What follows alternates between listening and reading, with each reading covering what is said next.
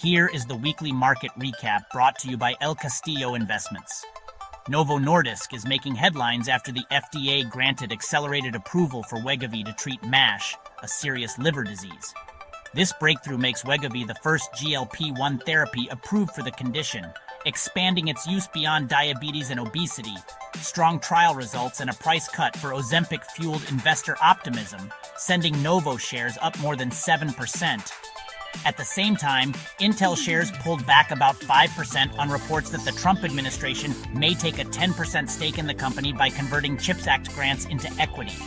While no final decision has been made, the news raised uncertainty just days after Intel's best weekly rally in months. In the AI space, Nvidia is developing a new chip for the Chinese market called the B30A.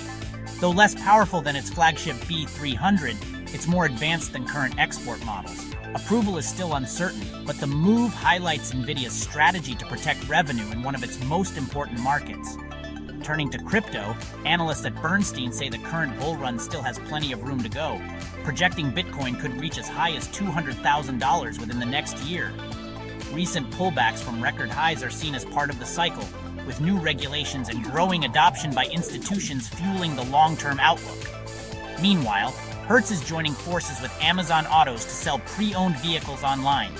Shoppers in major cities can now browse, pay, and pick up cars digitally, a move that boosted Hertz shares and expanded Amazon's reach in the auto market. In the world of AI innovation, OpenAI just logged its first billion-dollar revenue month, powered by strong demand for ChatGPT-5. With 700 million weekly users and a $500 billion valuation on the table, the company is scaling at unprecedented speed, even as it faces growing compute challenges. Retail giant Walmart also made waves by raising its full-year outlook after strong e-commerce and grocery sales. Quarterly revenue topped forecasts, though profits fell short, reflecting higher costs. Still, nearly 50% growth in U.S. online grocery and delivery shows the company's digital strategy is paying off. And in housing, sales surprised to the upside in July, climbing 2% as inventory hit its highest level since 2020. More supply is giving buyers breathing room, even as prices remain near record highs. Luxury sales and cash buyers are leading the way, pointing to a market at an important turning point. Finally, at Jackson Hole, Fed Chair Jerome Powell suggested conditions may soon warrant interest rate cuts as inflation cools and growth slows. Markets rallied on his remarks, with the Dow jumping more than 600 points and Treasury yields slipping.